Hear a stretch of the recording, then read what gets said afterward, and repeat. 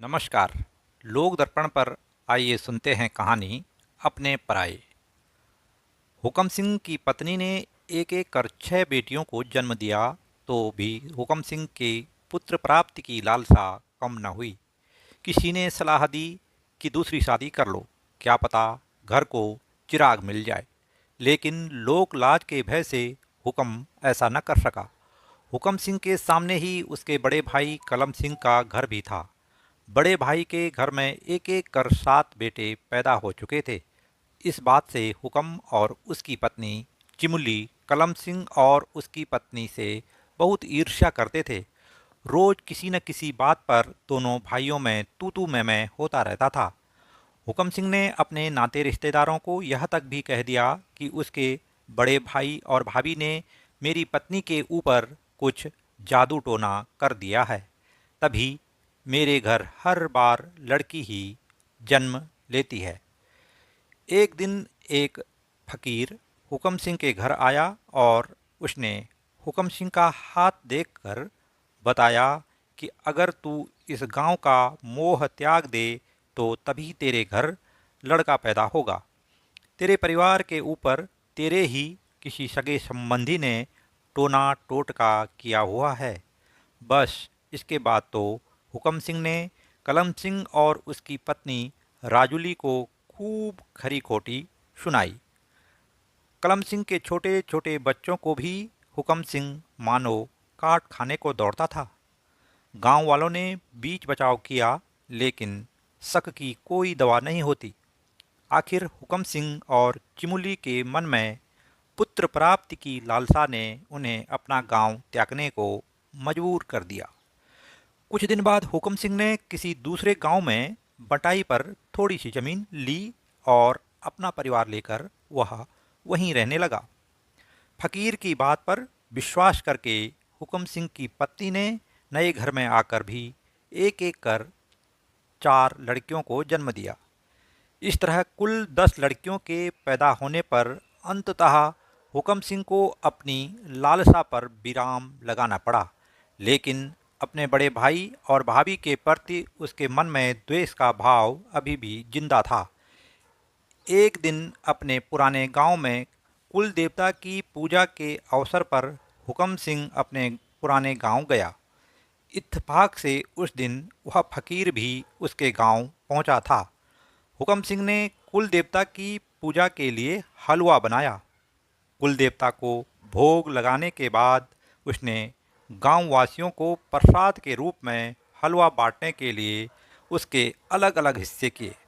अपने भाई के परिवार के हिस्से के प्रसाद में उसने चुपके से जहर मिलाया और प्रसाद अपने छोटे भतीजे गोपी के हाथ भेज दिया। फकीर कलम सिंह के घर पर ही बैठा था। गोपी की माँ दयालु प्रकृति की थी। फकीर को देखकर उसने गोपी के हाथ से प्रसाद की थाली लेकर फकीर को दे दी। शुद्ध देसी घी के साथ बने प्रसाद को देखकर फकीर ने फटाफट प्रसाद ग्रहण किया, लेकिन अभी वह अंतिम कौर अपने मुंह में डालता कि उसकी आंखें चकराने लगी। थोड़ी ही देर में फकीर वहीं पर लुढ़क गया। फकीर को लुढ़कते देख कलम सिंह के बच्चे भागते हुए उसके पास आए। देखा तो फकीर के मुख से झाग निकल रहा था। गोपी भागकर माँ को बुला लाया। राजुली ने फकीर के मुंह से झाग निकलते देखा तो वह समझ गई कि फकीर की हालत गंभीर है। हुकम सिंह और कलम सिंह अभी देवता के थान में ही थे। राजुली ने गोपी को अपने पिता को आवाज़ लगाने को कहा। कलम सिंह गोपी की आवाज़ सुनकर घर पहुंचा तो देखा फकीर अचेता अवस्था में लेटा हुआ था। राजुली ने उसे सारी बात बताई। कलम सिंह ने यह बात अन्य लोगों को बताई तो लोगों को हुकम सिंह पर कुछ शक हुआ और वे उसे भी पकड़कर फकीर के पास ले आए। गांव के कुछ लोग फकीर को डॉक्टर के पास ले जाने के लिए चारपाई में ले आए। फकीर की दशा देखकर हुकम सिंह ने उसे पहचान लिया। डर के मारे वह थर थर कांपने लगा। लोगों ने उसे हिकारत भरी नज़रों से देखते हुए पूछा, सच सच बताओ, तूने कलम सिंह के हिस्से के प्रसाद में क्या मिलाया था। हुकम सिंह ने अपना अपराध कबूल करते हुए बताया कि आज से 8 वर्ष पूर्व इस फकीर ने मुझे बताया था कि तेरे किसी रिश्तेदार ने तेरी पत्नी के ऊपर टोना टोटका किया हुआ है, इसीलिए तेरे घर केवल लड़कियां ही पैदा हो रही हैं। इसके कहने से मैंने अपना गांव छोड़ दिया। लेकिन दूसरे गांव में जाकर भी क्या हुआ, एक एक कर 4 बेटियां ही पैदा हुई। आज मेरे मन में जो कुविचार आया वह मैं आपको कह नहीं सकता। बस ये समझो कि जिसने मुझे भड़काया था आज मेरे हाथों उसी का अंत हो गया। अब मुझे जो भी सज़ा मिलेगी मैं उसके लिए तैयार हूँ। कुछ लोग फकीर को प्राथमिक चिकित्सा केंद्र में ले गए। वहाँ डॉक्टर ने फकीर की नब्ज टटोली और उसे मृत घोषित कर दिया।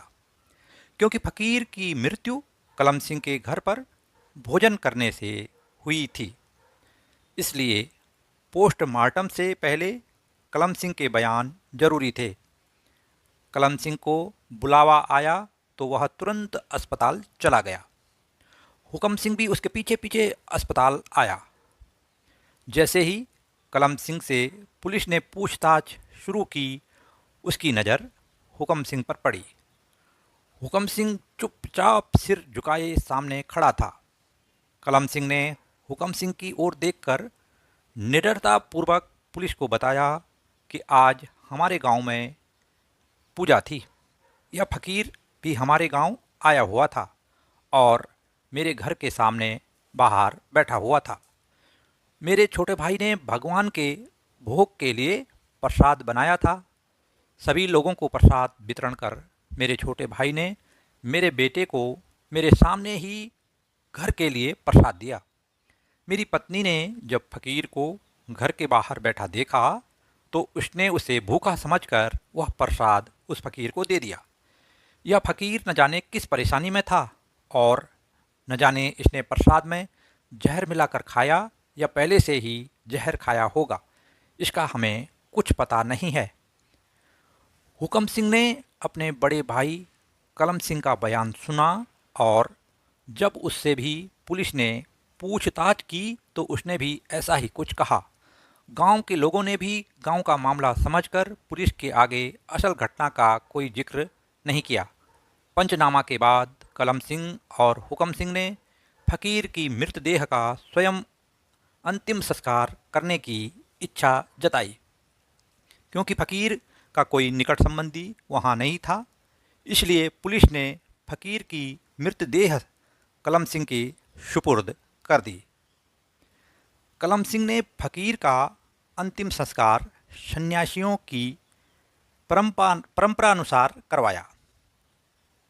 उसके बाद हुकम सिंह ने अपने बड़े भाई के पैर छूकर माफ़ी मांगी। कलम सिंह ने हुकम सिंह को माफ़ करते हुए कहा, फिर कभी परायों के कहने पर अपनों को पराया समझने की भूल न करना भाई। जिस इंसान को अपने पराये की पहचान नहीं, वह हमेशा तुम्हारी तरह ही घृणित कार्य करता है। फकीर ने आग में घी डालकर हमारे घर को जलाने का जो काम किया, उस आग में आज वह खुद जलकर भस्म हो गया। फकीर होकर उसने जो काम किया उसकी सज़ा उसे मिल गई। अब तुम्हारे कर्मों की सज़ा तुम्हें भी मिलेगी। इसके लिए तुम्हें भी पश्चाताप करना पड़ेगा। तुम्हारा पश्चाताप यह होगा कि तुम पुनः अपने गांव लौटकर अपना घर बार संभालो। बड़े भाई की बात सुनकर हुकम सिंह की आंखें छलक आई। उसने स्वीकार किया कि अपने बड़े भाई से सगा इस जग में कोई और नहीं हो सकता। इसके बाद हुकम सिंह पुनः अपने परिवार के साथ अपने गांव लौट आया।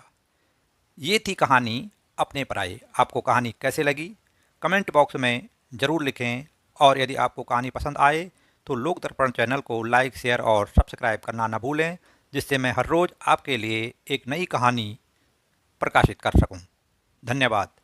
नमस्कार। जय हिंद।